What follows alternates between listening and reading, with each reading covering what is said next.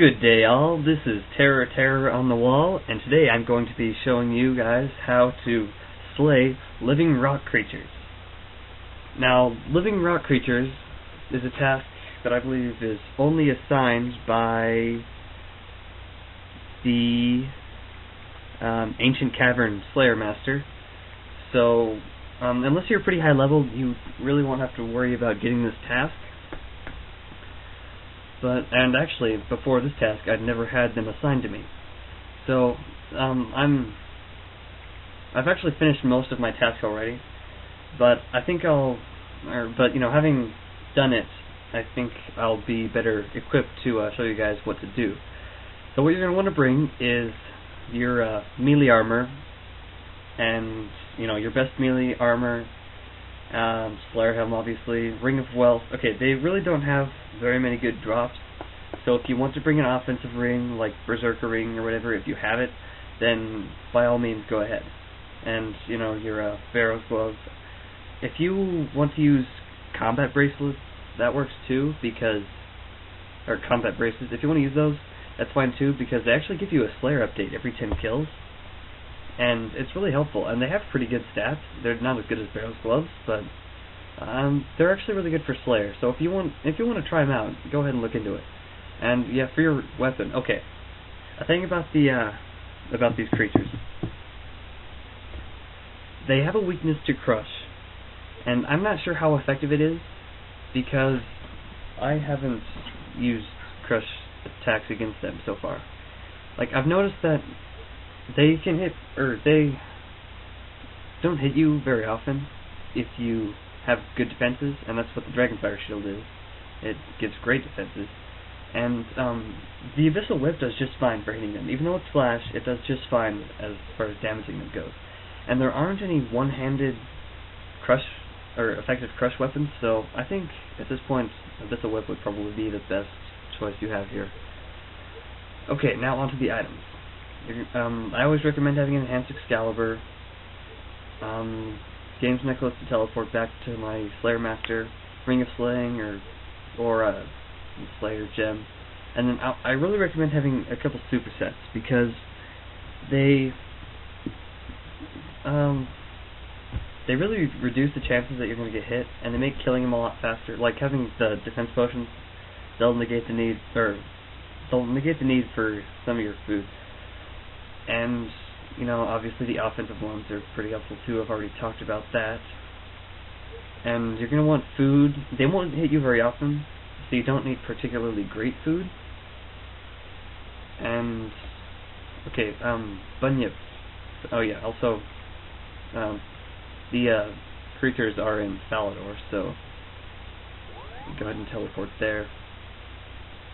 Now, I like to use bunyips for this because they heal you over time, and since the living rock creatures really won't be dealing a whole ton of damage to you, the bunyips are pretty effective for keeping you alive, and they do end up healing quite a bit of health. So you're just going to want to meander on down here. I probably should have explained my items while I was going there. My apologies for that, but it really won't take that long to explain what's going on once you get there. And so anyway, there's three sorts of living rock creatures to be killed down there. There's the Protector, the Striker, and the Patriarch. Now, the Striker can attack ranged or melee, and it's level 140. The Protector is level 120, and it can only attack melee. And the Patriarch is level 200, and I'm not sure about it because I haven't seen it, but the Patriarch is really rare to see, and it gives you nearly 300,000 in drops every single time. So if you happen to see one, kill it, because they're not even that hard to kill. Okay, anyway, here's one of the living rock strikers. Now you'll notice that unless you get within 1 square of it, it won't attack you. So, they are aggressive, but they won't attack you unless you're in 1 square, or within 1 square of it. So yeah, go ahead, put on your superset. And yeah, this is what a fight with it looks like. It really is not that hard to conquer, because no, it's not hitting me. It has not yet hit me, and I was hitting 30s on it pretty consistently for a little bit, and yeah, it's practically dead now, and it still hasn't hit me.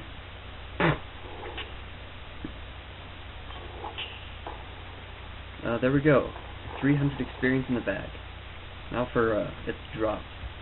Most of the drops are noted, so they'll stack as much as you want. And because I recommend using cheap food like this, don't be afraid to eat a couple lobsters to free up room for the drops. Because, you know, lobsters are dirt cheap. You could literally go up to the Grand Exchange with a shovel full of dirt, and they'd be like, "Oh, here, have 300 lobsters," and you'd be good. So, yeah, just like go ahead and eat them. It's no big deal. And besides, your bunyip and enhanced Excalibur will keep you well healed. I actually forgot my bunyip on the first couple runs down here, and I think that the bunyip might render the need, or negate the need for lobsters. I'm not sure about that one, but it actually might.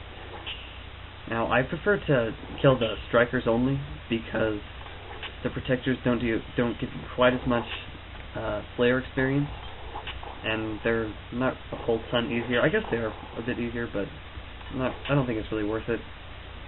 Also, another thing to note about these living rock creatures: when you kill them, you can mine their remains if you have 73 mining. So, if you want to, you can bring down a pickaxe, and I'm not sure if the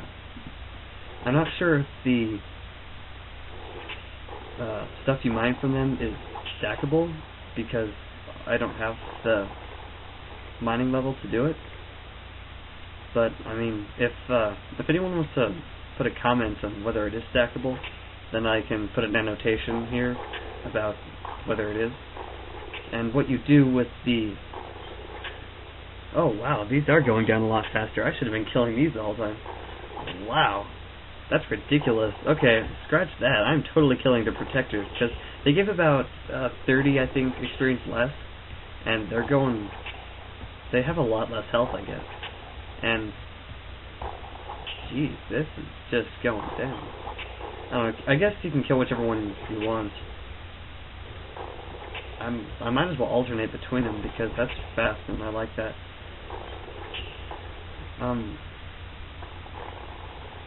Oh yeah, and so the stuff you mine from them, you go over to these fishing spots here, and I'm not entirely sure what rod you need. I think you need